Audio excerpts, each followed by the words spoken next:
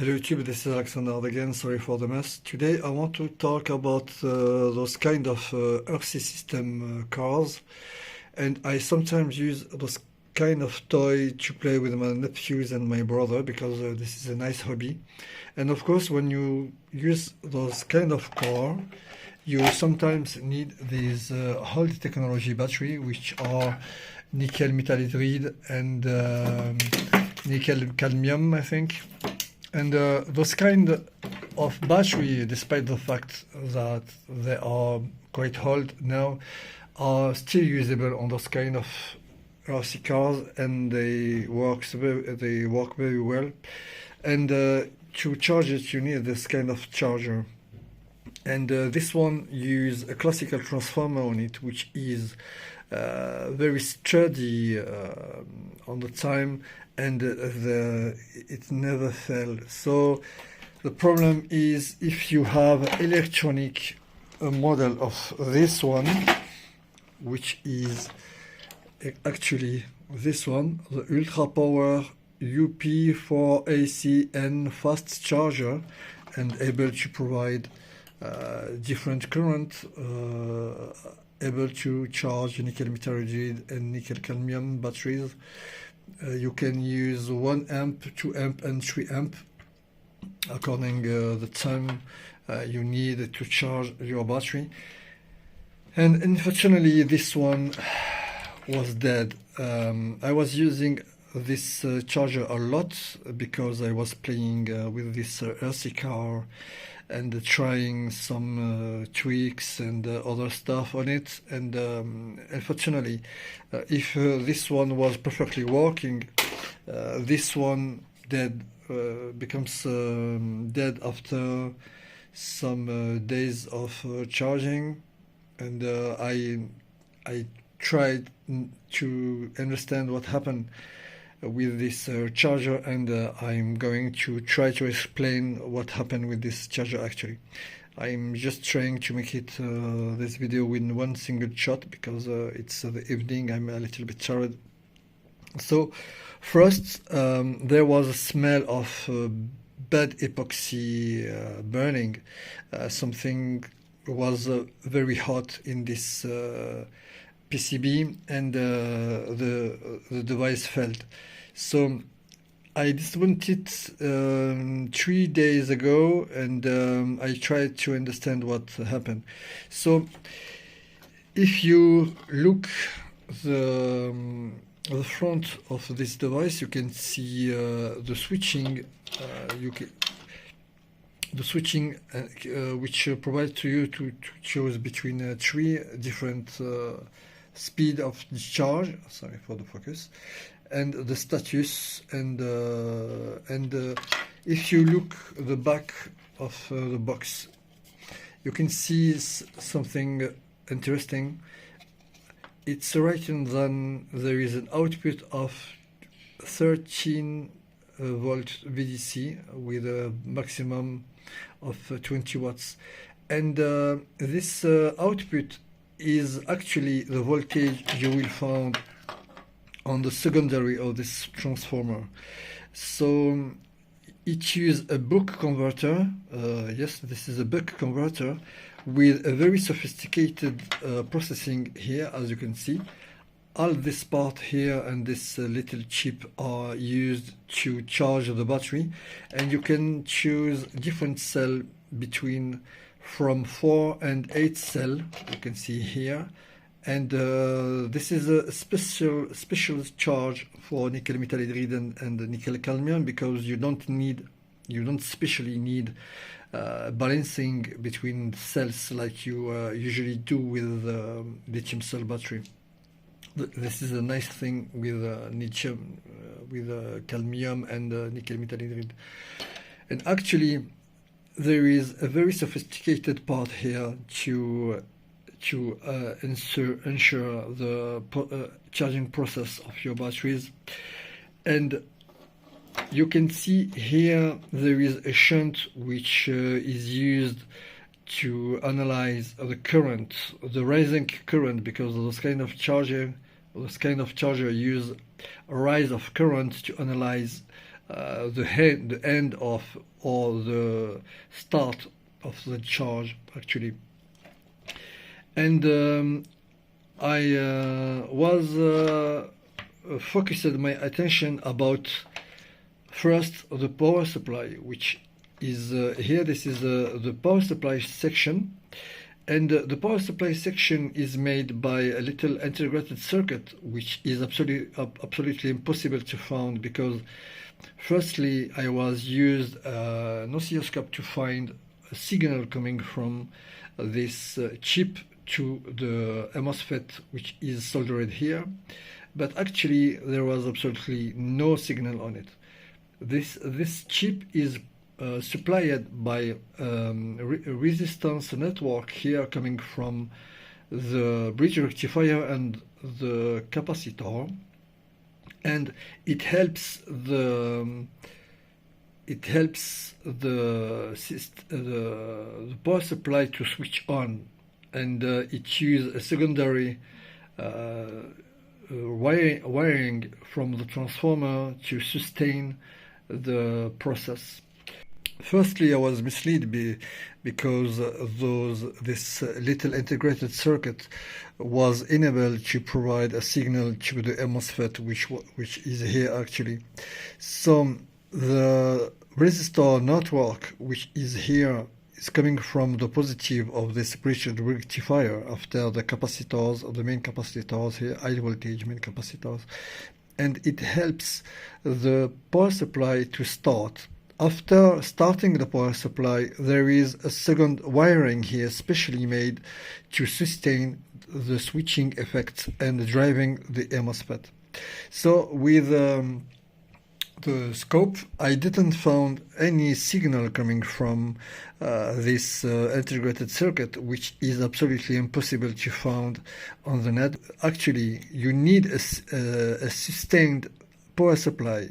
There is a little capacitor here to supply this little IC, which you can see it here. Actually, this little capacitor is the capacitor need for the power supply to start, and he is supplied by this resistor network, and through this diode he receives a DC voltage, and this voltage, according some equivalent data sheet on this IC, is about 13 volts here. And because there was no signal here, I thought this IC was dead. So, and because there was a big smell of burning, I dismounted the transformer and checked the wiring on this little transformer, and all was nice actually. Because sometimes if the transformer becomes very hot, you can have short circuit on the wiring inside, and you can have a big trouble if it's occurs. So first you need to know that there is the secondary of the device, and this secondary use a pair of classical capacitors to filter the frequency coming from this transformer through this switching diode, fast switching diode, and the voltage according the back of this box. It said to you that you will find 13 VDC on this capacitors, because on other model you can supply your box with the main battery coming from your car, and you can charge your battery with your car voltage.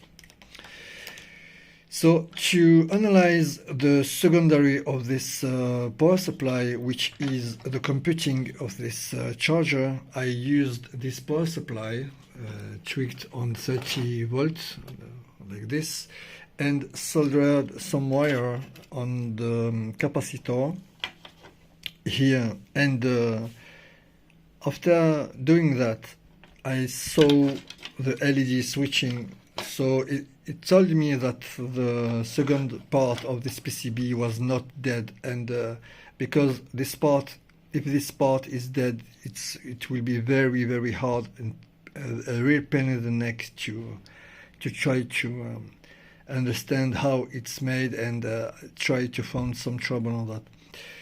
So after some tweak with the multimeter, I didn't find any short circuit on the lead of the MOSFET here. So I had to dismount this, and here it is. This is the faulty MOSFET actually, because the real thing is actually it comes from the MOSFET, which is 4N60FC, and this MOSFET is dead, but dead open, not dead short. It's dead open, and I managed to find some circuits like that.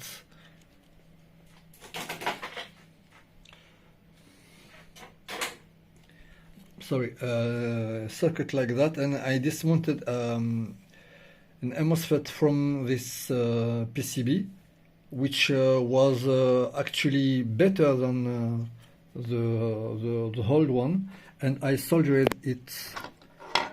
As you can see, this is the new MOSFET. This is the new MOSFET, but the old one is all made in plastic, and the other is with metal. So, and now let's see if it's working. Okay. So let's switch on the supply. Sorry for the mess, guy. Always the mess I need to clean up. So look, the LED is flashing here, and I have here a battery. I'm going to choose 2 amp. Okay, let's choose 2 amp, not more, because there is no heatsink on this transistor. And let's switch.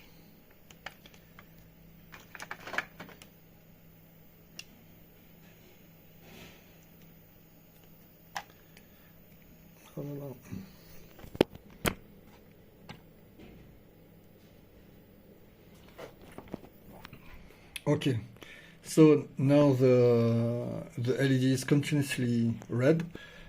Switch on the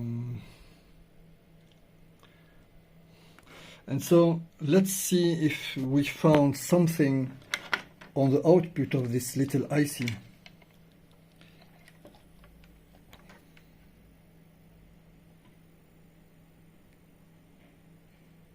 Look, you will find a frequency about switching frequency about 90 kilohertz, and the duty cycle you are seeing here is about the switching effect, because it's regulating actually. And if we take a measure on the output capacitors, you will find exactly the voltage written here on the box. So the problem comes from the problem coming from this fault is about the heatsink. The heatsink is undersized for this use, and this is the reason you will find some trouble with this charger. And of course, the box didn't permit a good ventilation, and the transistor becomes very hot, and it breaks. It breaks. So okay, if you have this kind of charger,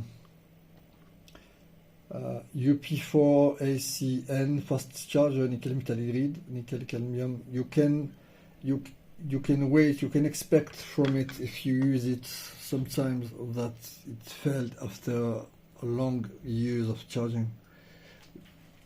Okay,